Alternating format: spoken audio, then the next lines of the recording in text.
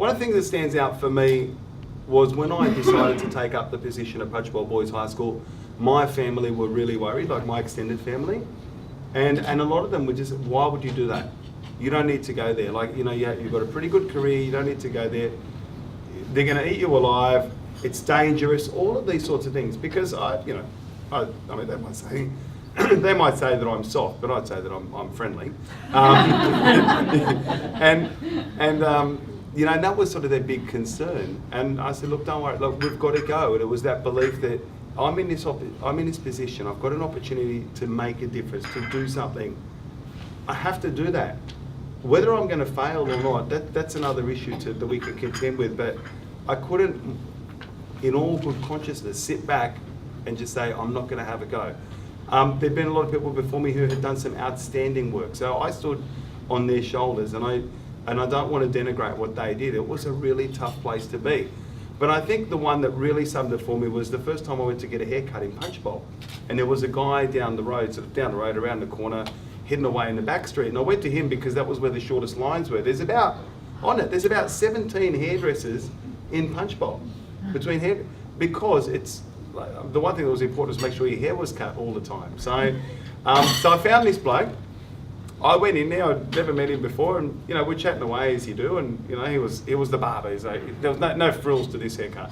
But, I think the thing they used around here was actual toilet paper. It wasn't like the proper stuff that they're meant to use. And I just at the time. Anyway, so we got chatting, and we talked about who I am and where I'm going and what I'm doing. And anyway, in the end, when I came to pay him, he wouldn't take the money. And I said, no, I've got to pay. He said, no, I need to be kind to you. You're going to be the principal of the school. It's going to be tough. I want to help you out. So I thought, wow, if the local barber knows that you're in for tough, and they know everything.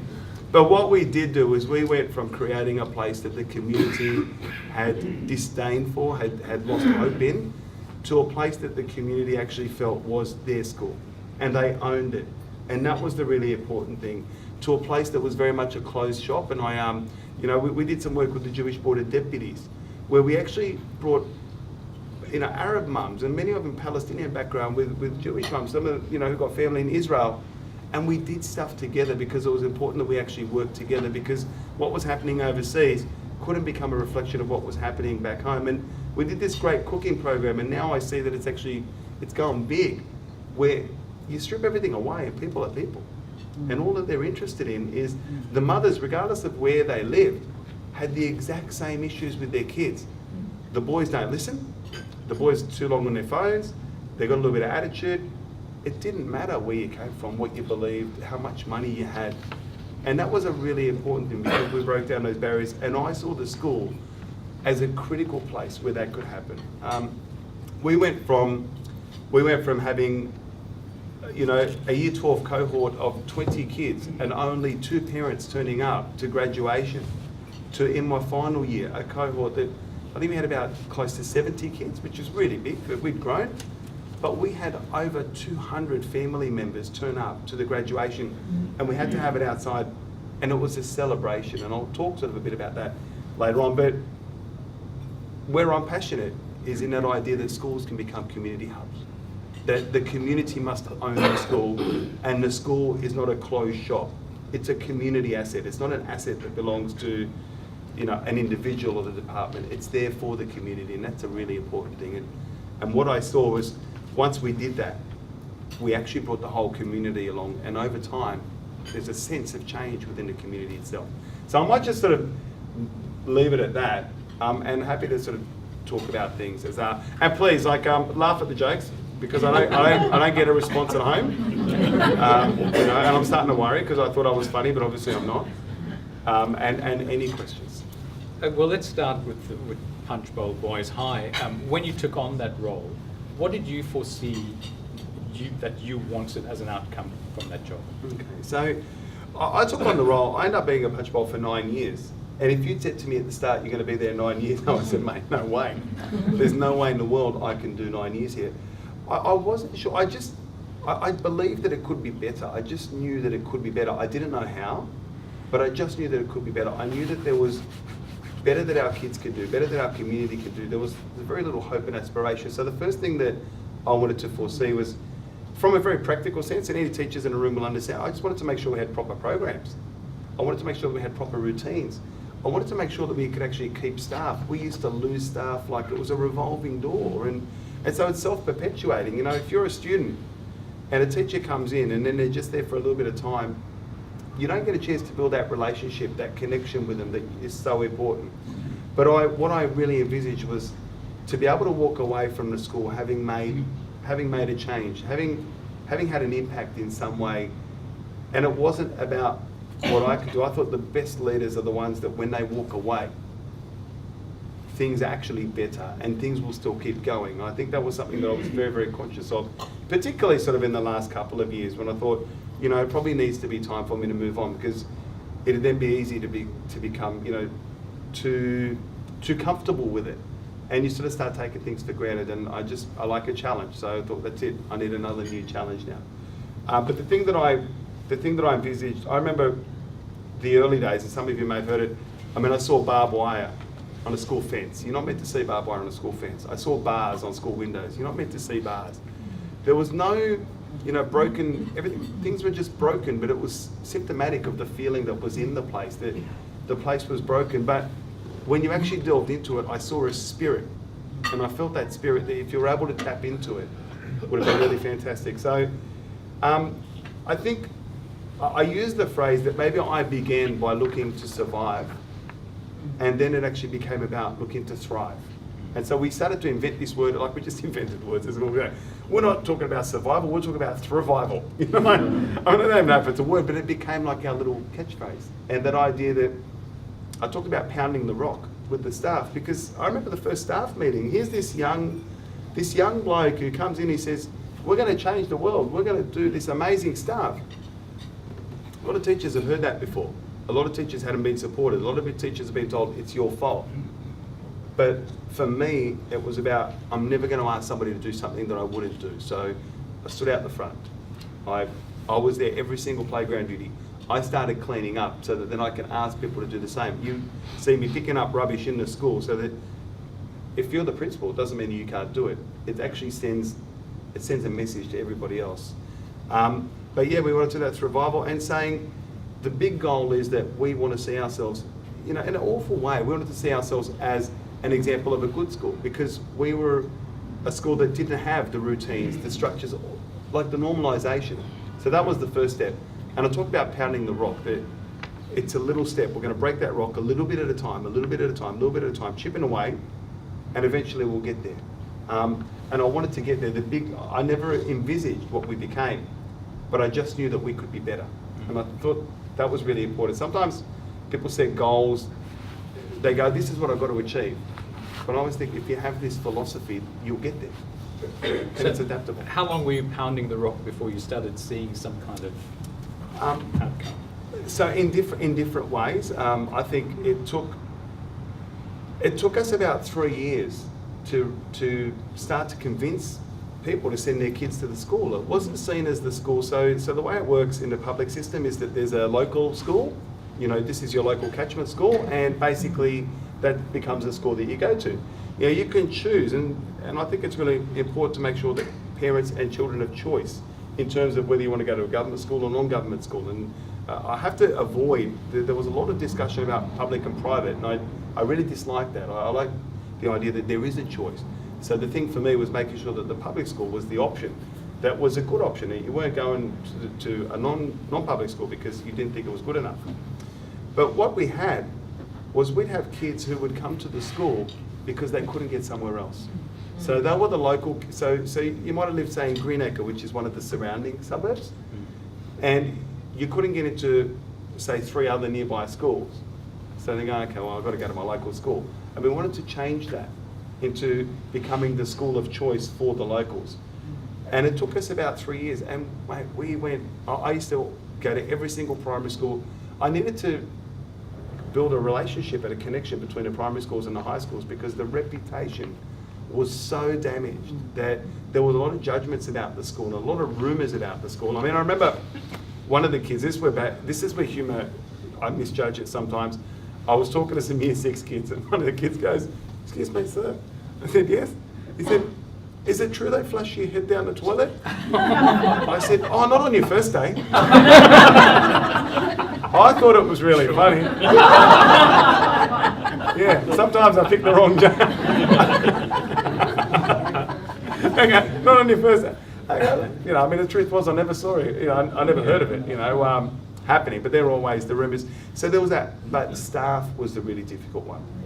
Because for staff, there was this idea of, this is a little bit of a gatekeeper school. I'm going to be here until I can get somewhere else. So I'm going to get here as a stepping stone. And you know, and I remember one of the head teachers once said to me, "Well, look, I'm here for a little bit because I really want to become a deputy principal somewhere else." And I said to him, "Mate, I'd really like you to be a deputy principal here, if you're going to be a deputy principal. But while you look at to be a deputy principal, let's have some honest conversations. You're not there.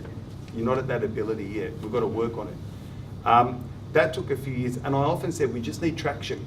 So we'd move forward a little bit, and something would happen, and then we'd go back, and it could be something like a fight. It could be something like, you know, a fire. Somebody decided that it was fun to light something in a stairwell. Somebody thought it was a really great idea to go around kicking the doors all the time. So I became a really good locksmith. I learned, seriously, I actually learned how to fix locks, because every time we had to fix a lock, it was going to be $60. And we just didn't have the money, so I actually learned how to fix the locks. There was this one door, and I nicknamed it the kicking door. And for some reason, it was like this storeroom that nobody ever used underneath the stairwell. And I used to sometimes judge the day by the kicking door. How many times did I walk past that door and have to close it again? So in the end, I just got sick and tired of it. You know, I thought, this is ridiculous. No one uses this room. So I went down to the metalwork room, and I spoke to the teacher. I said, "Mate, I need some angles." And he thought I was talking about maths. You know, I said, "No, you know, like." So we worked out, and I got him to cut me some angles. And I go, "I want to borrow your cordless drill or whatever else and some screws." He's trying to work out what I do. I said, "Now, you want to come with me to do something?" And I just went and sealed the door up. And then I go, "Okay, kick the door now." So there was a little bit of that, you know. But it was changing that idea that, and I would get up on assembly all the time and say, "Boys, this is your house. You wouldn't damage your house. And every single time you do damage, it's actually taken away from the things that are really important." But there wasn't a love for the place. There wasn't a respect for the place. There was like this anger. And so we had to keep working on that slowly. It wasn't until about, I reckon, year 6, like 6 years in, that you just go, "Hey, we're going well." So then I introduced the next bit, which was Kaizen. And Kaizen is a Japanese idea of improving a little bit at a time. So we pounded the rock, then we decided to shape the rock, then we decided to make it into jewelry. A little bit quirky English teacher, honestly, I always pick on the industrial arts teachers because I'm saying all this symbolic stuff, and they go, "Oh." They're trying to work it out. And then the maths teachers are going and just speak normal for us, mate. But Kaizen then became, okay, we're here. Now let's take it to a next level. Let's start improving things a little bit at a time. And once we started having that success, it was really good. And I think one of the key elements was when the mindset changed from catching the kids doing the wrong thing to catching the kids doing the right thing and acknowledging it, no matter how small it was. I remember giving out certificates to kids because, you know, a kid came, like, he made it to the zone swimming carnival.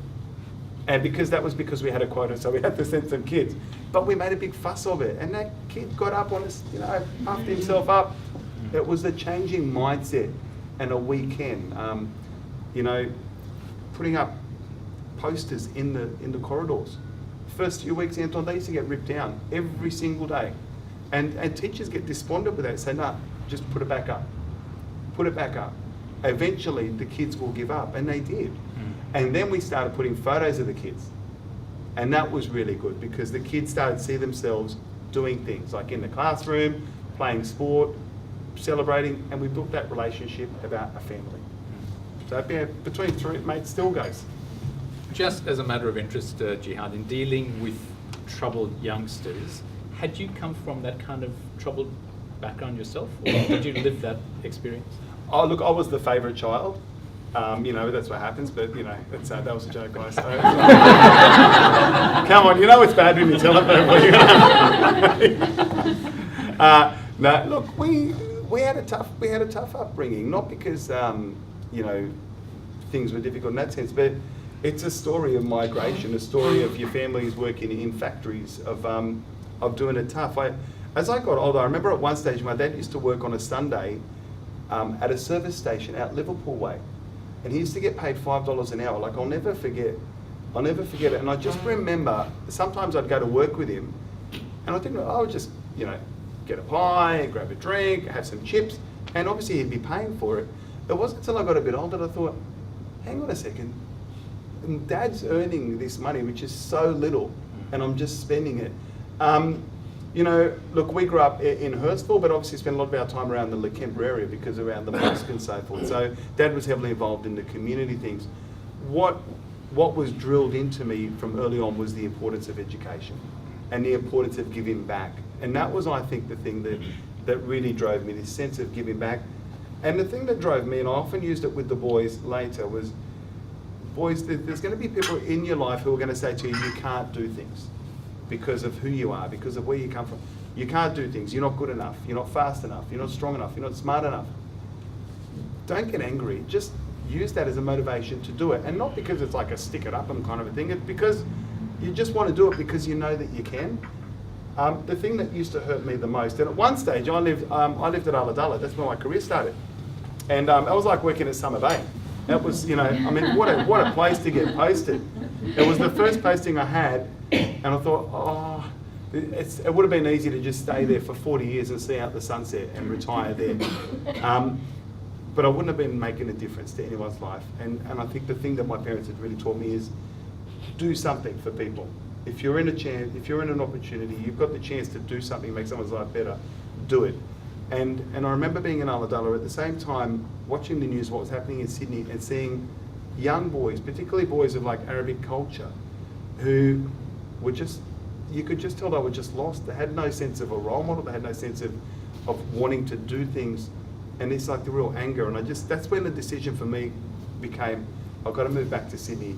Not because I'm going to save the world or change the world, but maybe I can change one or two kids. And I don't know, it's kind of like I came to life when that happened. I just, when you do good, you feel so good. You're changing things a little bit at a time. I mean, obviously, the Australia of Summer Bay is very different from the Sydney, different from what you had in Lakemba. I just want to talk a little bit about that. You mentioned about the joint events with the Jewish border deputies and so on, because I think a lot of the time we are kind of quarantined into our different communities, and it's become more and more sort of ethnically based.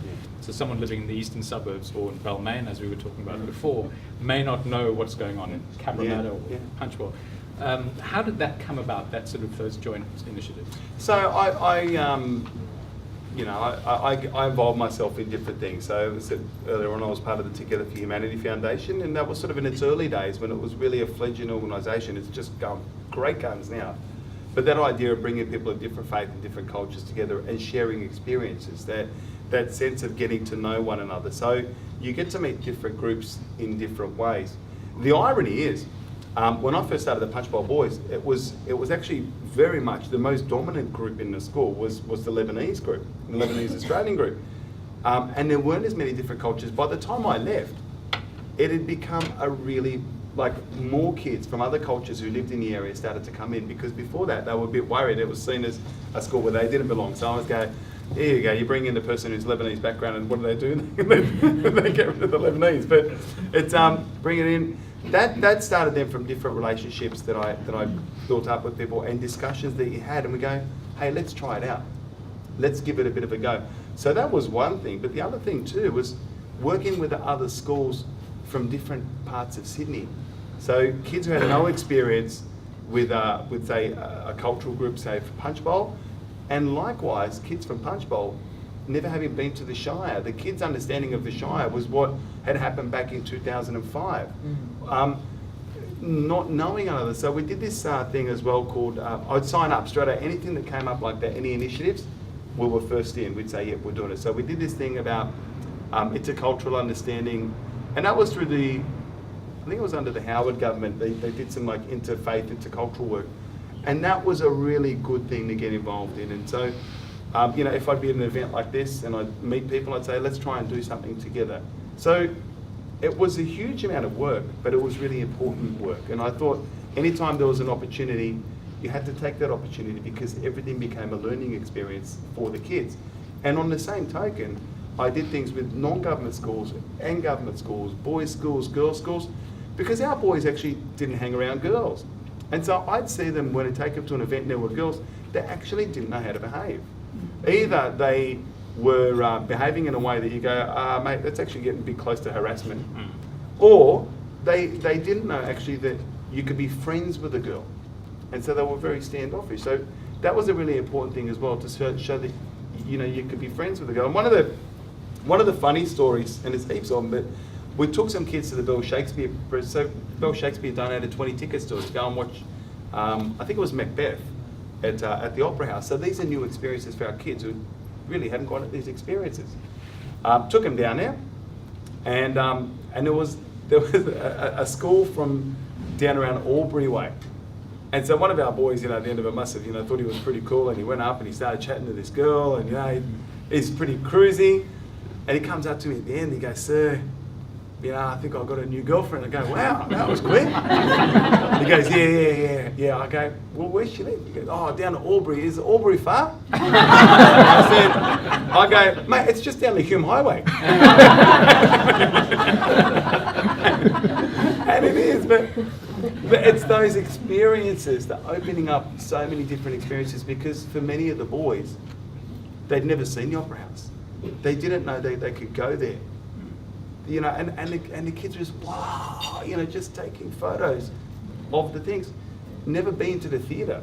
It's all of those different experiences. And I think that opportunity, so anything that could come then, interfaith, intercultural, new experience, camping, kids had never been camping.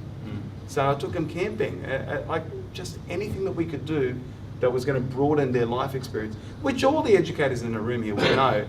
That's actually the important stuff. You know, there's the big focus on that plan, literacy and numeracy, that's really important.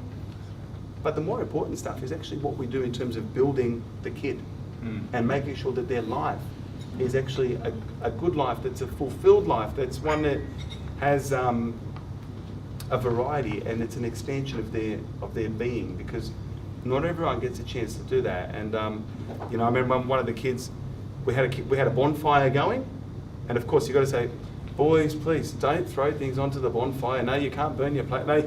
But I actually have heard one of the kids say to his mate, hey, get closer, it's good for your suntan. You know, it was a beautiful comment. You know?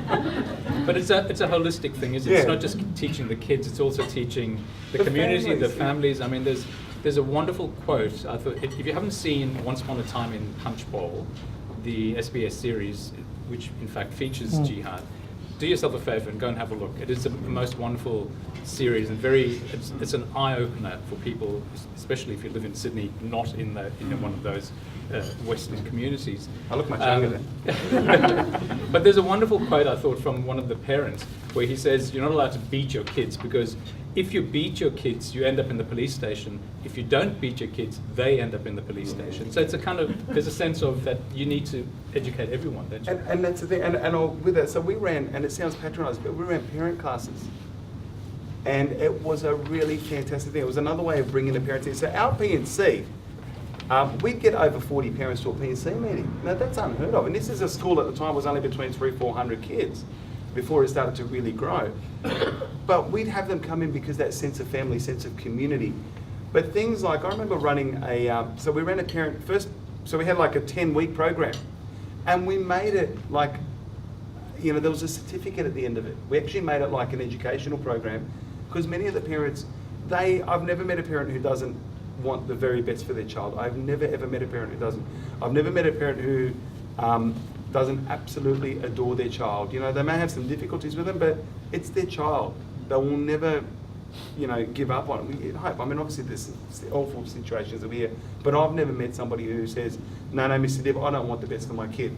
So we ran some parenting programs, and I remember one of the first ones, we just talked about sleep, about how much sleep kids need, and linked it to, you know, how they're performing in school. The next one, we actually ran about discipline, because we'd have situations. I remember being in a situation once where, you know, we're in the Pacific Islander community, like a bit of a hiding was kind of, that was what you were going to expect if something had done wrong. And I had to stand up and intervene with somebody who was like 5 times my size once in the office, go, excuse me, please stop. Because they were just wanting to beat it to their child. And I said, look, he actually hasn't done something that bad. I'm just bringing you in. He's going to do his afternoon detention. I'm going to get him to clean the school. You don't have to beat the living daylights out of him.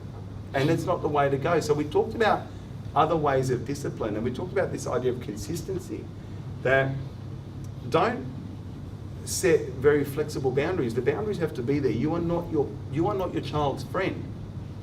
You're friendly with them, but you are not their friend. You're their parent. And as a parent, they need to know where you stand on certain things. Because I would see kids that would be absolutely, verbally abused and humiliated in front of their peers. And a few days later, because the parent felt really guilty and they couldn't afford it, they'd go and buy them a brand new pair of Nike shoes or something. It was like this, trying to buy the love again. The other one that we did, and I remember was really clear, was about healthy eating, where we noticed kids were drinking V every morning, and because you could buy it for $2 down at Punchbowl, like it was a bargain. It was buying water was $2, and buying V is $2. And for a kid, they go, I'm going to get my V. And we had to talk about like healthy eating and soft drinks and all that sort. So that quote is perfect as to why there's also a sense of how do you help educate the parent without making it sound like you're patronising and telling them what to do, but it's helping, and it was working together, and that was a really terrific program, and we kept that running. But it also broke down any potential boundaries between schools and parents, because when the parents and the school were working really well together, that's what a true partnership is. I wasn't ringing up parents just to say, hey, your son's doing the wrong thing. We developed such a relationship, Anton, that I could ring you up as a parent, because some had very strong reservations about camping, and say, look, don't worry, this is what we're going to do. They'll ask things like questions, well, is the food going to be all right? What teachers are going to be there? Are they going to be safe? What about the spiders? All sorts of things. I said, don't worry about the spiders, like the snakes eat the spiders. But being able to ring, and that's not in the joking sense, but there were times when I would have to ring a parent and I would say, this is what your child has done. They've done this particular thing. And I always wanted to be in contact with the parents. And the number of times that parents would just say, Mr. Dib, you do what you want to do. Like that is that huge level of trust and respect that you have with the parent. Or they would sit in the office with the kid and I would say, Mr. Dib, you tell me what you want me to do. And we didn't have that to begin with. That's what you get when you build trust, when you build credibility. But we don't use the word love enough in schools when you actually really love the kids. Like, you love what you do, and they know where you stand. The kids knew every single day where I stood. I would defend them to my last breath, but I would also be the first one to chip them when they did something wrong. And they knew that. They knew that consistency, and that's what we got with the parents. So, people talk about partnerships between home and school. They're the genuine partnerships, and that's actually, when times are tough, they're the partnerships that you need. And I mean, our sense of, there's this beautiful photo that I have. It's one of my favourite photos of my 9 years there. It's me with some Year 12 kids as they're graduating. And it's just in tingles just thinking about it. All the boys are wearing a graduation gown and the mortarboard. Now the parents made those graduation gowns. And we made the graduation important thing, because for many of those boys, that was the first time they were the first person in the family. It's touching. Like, that's what education is. If you can't get passionate about education, you shouldn't be in it. We have to talk about politics, but I just want to ask one more question. Cronulla riots, what effect would that have had on the kinds of initiatives that you were trying to put in place? So I started at Punchbowl. Actually, my first day at Punchbowl visiting. So I'd been appointed to Punchbowl. My first day visiting was the Monday after the Sunday of the riot, and that was like my first day visiting the school. And I remember walking in, and I saw kids reading the paper. And I thought, wow, this is really like I'm a glass half full person. This is great. They're reading the paper. In the playground, sitting down reading the paper. And then when I started talking to them, they didn't know who I was. At first they thought I was a copper. Are you the copper? No, I'm actually going to be here next year. It had a massive effect on them, and it had a massive effect on the community.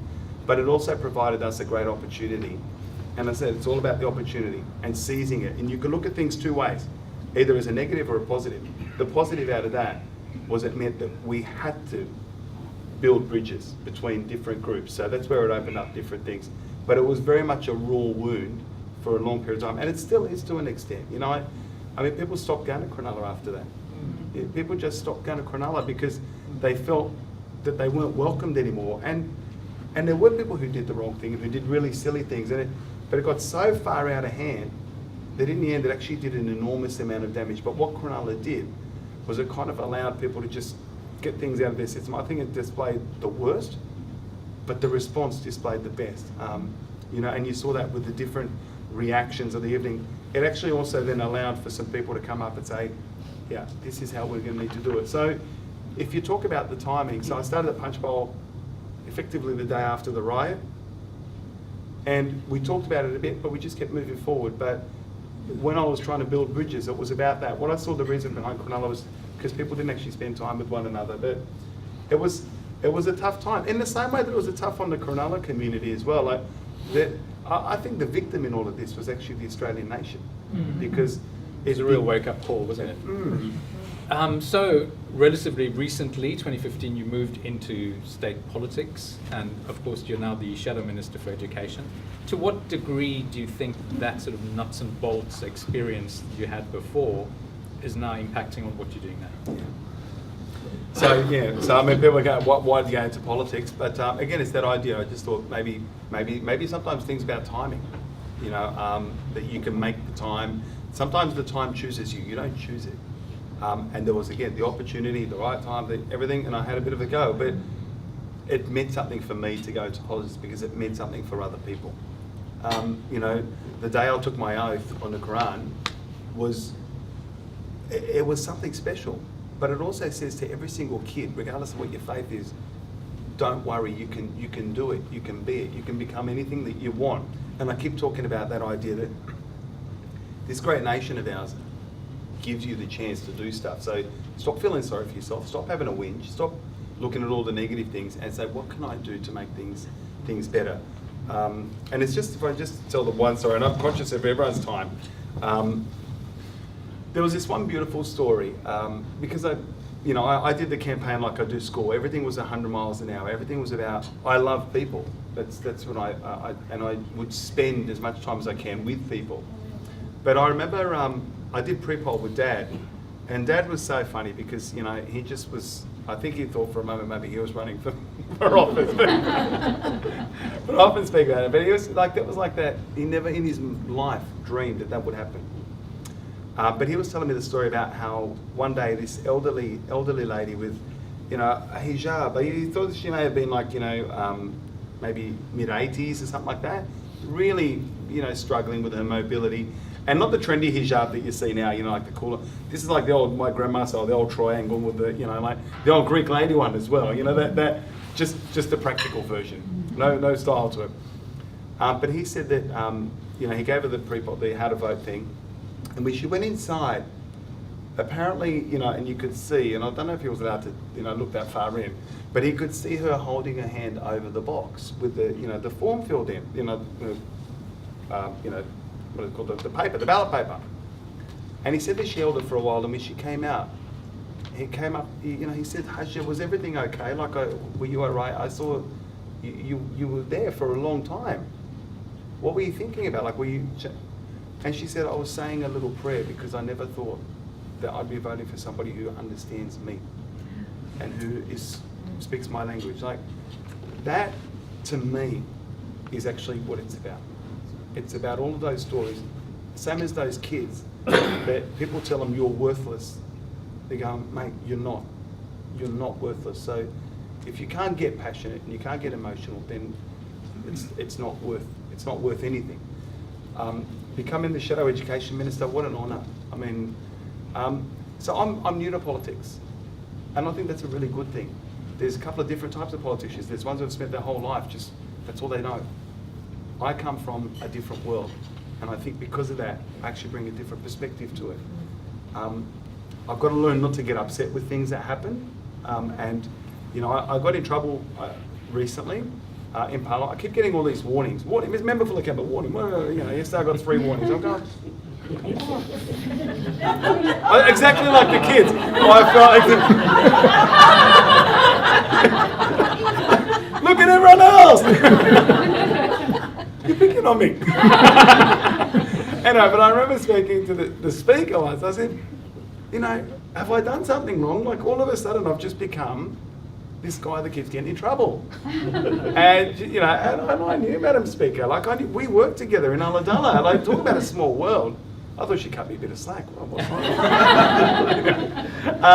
wrong? She said, well, Jihad, this is after I became the Shadow Minister. So, of course, now I'm absolutely in the eye of the storm. Like, I remember the first day I sat on that front. Like, so I was in the front around the corner before, and it was okay. Now I sit right in the centre, in the middle. And I'll tell you what, I remember that first day, I was so petrified. I was petrified. I thought, please don't ask me a question. Please don't ask me a question. I don't want to say anything at all. No, I'm so scared.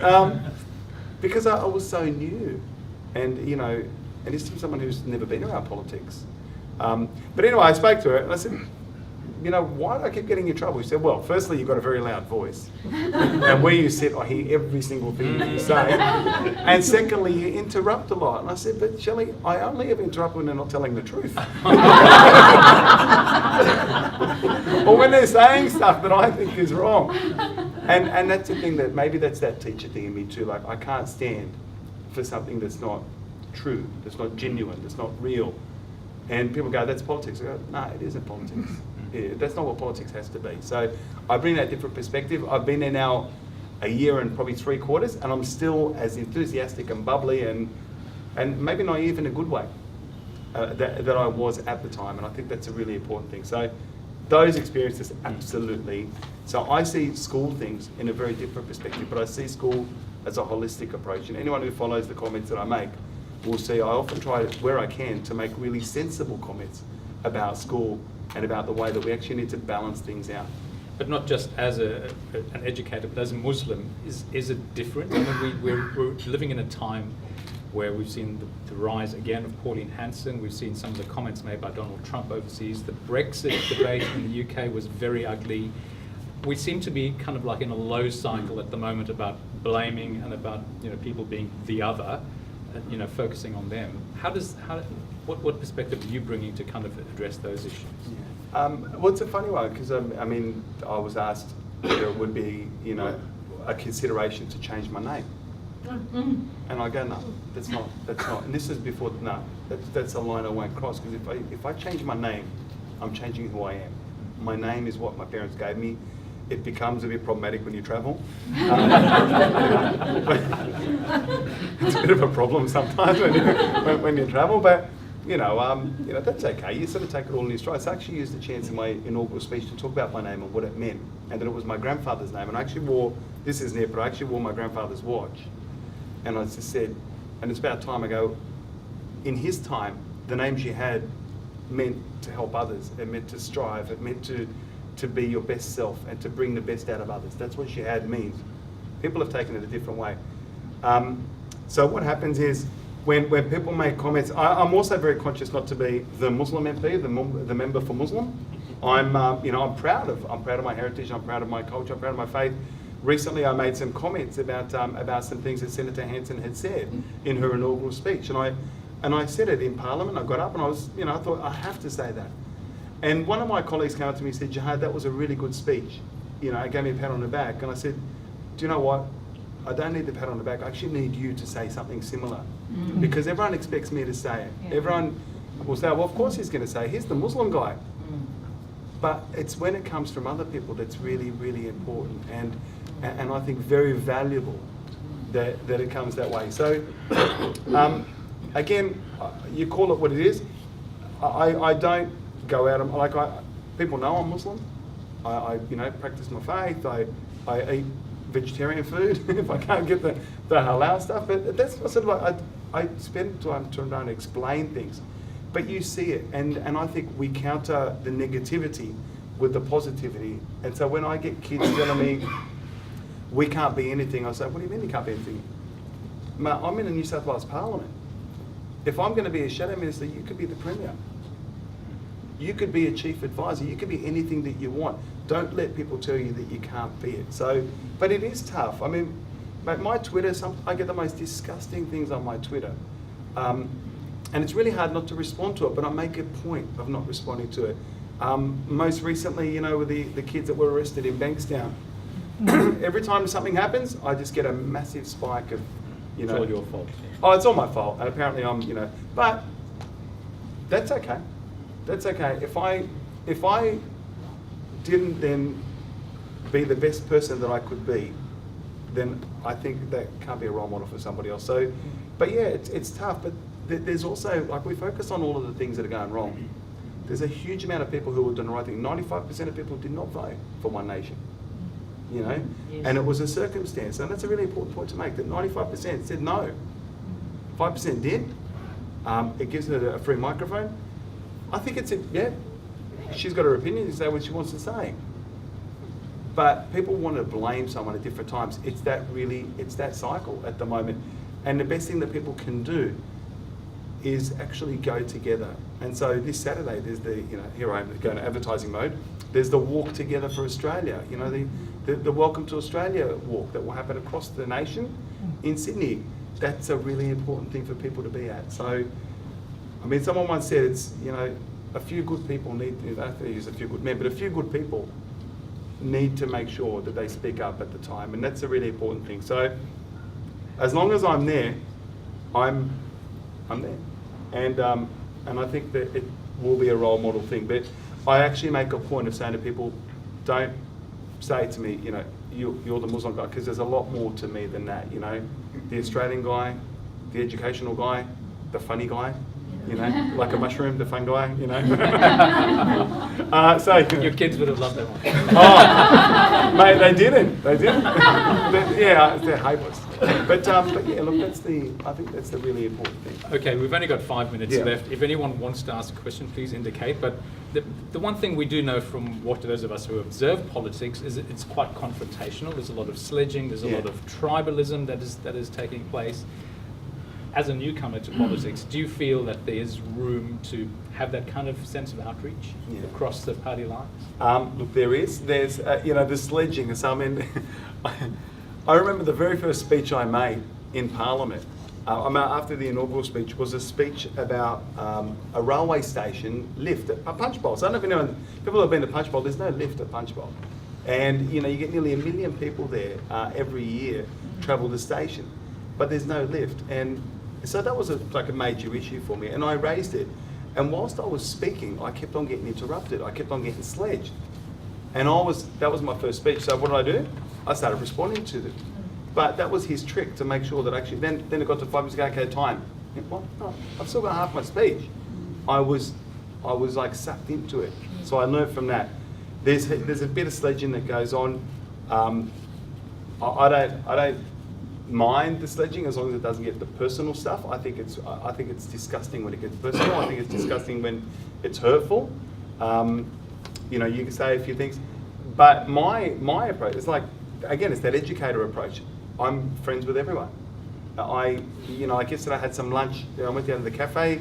There was one of the Nationals and one of the Liberals were sitting down, and I just sat down and joined them. And it was really funny because one of them goes, "Oh, Jihad, you're eating a meat pie." I go, "What's unusual about that?" You know. But it was a nice reach out thing. People talk. This is where I think the responsibility also has to come to politicians. The general public wants us to do our job, and to actually do our job well. They don't like seeing that adversarial nature, that one-upmanship, that cheap shot politics. I think that's the thing that I really struggle with. And we need to make sure that we do more of that. There are more people in there who are having a go, who are trying to build some relationships. But at the end of the day, I'll go, well, that's what I want to do. So even in, say, the Labor Party, you know, you've got the right faction, you've got the left faction. People go to me, "Oh, you're in this section." You go, "Am I?" I'm in the Labor Party faction. That's what I thought I was in. And I think that's a really important thing. And that's and you do that as a role model thing. There's an incredible respect that you have to give to people. I think I get disappointed when you know, the leaders of both parties, whether it's the opposition leader or the Premier, are up there talking, and there's a disrespect because it's like that cheap shot politics. you know. But it is what it is. It is, our job is to make sure that we get into government, and the government's job is to make sure that they stay in government. So, you know, it's how you do it. I think once you start selling who you are and what you believe in your set of principles, that's when it becomes a problem. And I've got like a couple of get out clauses, like people who are really close to me, I've said to them, they're not involved in politics at all. I said, once you start seeing me change, you have to tell me. You have to pull me out, because I don't ever want to be that. And my wife knows as well. She can pull the ripcord anytime, and I will do that. It's, you know, who I am is more important to me than what I become. Well, it's really wonderful to be able to share your thoughts today, Jihad, and we love the passion and the energy that you have brought to the job. Of course, we'll speak to you in 5 years and see if that's so. still there. I hope so. I mean, you get your tough days. Look, you get your tough days. I had a really tough, last week I had a really tough, one day was a really, really tough day. And I went home, I got home about 10:30 at night. I was really tired. I'd got into some pretty serious, you know, argumentative stuff with some people about things that I believe were right. They didn't believe were right. But you know, I did the old, you know, but I also felt that was the first time that people really did some serious politicking with me, and that was what really upset me. So I went home and, you know, said to my wife, well, this is what happened. So then it was really funny. Like we finally got a swimming pool after all these years. We finally got a swimming pool. So it was about 10 o'clock at night, and I just started raking the leaves. And my wife goes, "Okay, you're going a bit crazy." I said, "I just need some sort of, it's either that or a rocking chair." But yeah, you still laugh. Well, thank you very much. I believe we have a small token of appreciation for you. I'm going to call on Dr. Khalid Yusuf, Vice Chancellor and President of Senior Professor at the UCSI University of Malaysia, to make the presentation. Thank you. Whoa! How am I going to walk up to a quarantine? Professor, thank you very much. Thank you. Wow, that is beautiful. Oh, thank you. Thank you.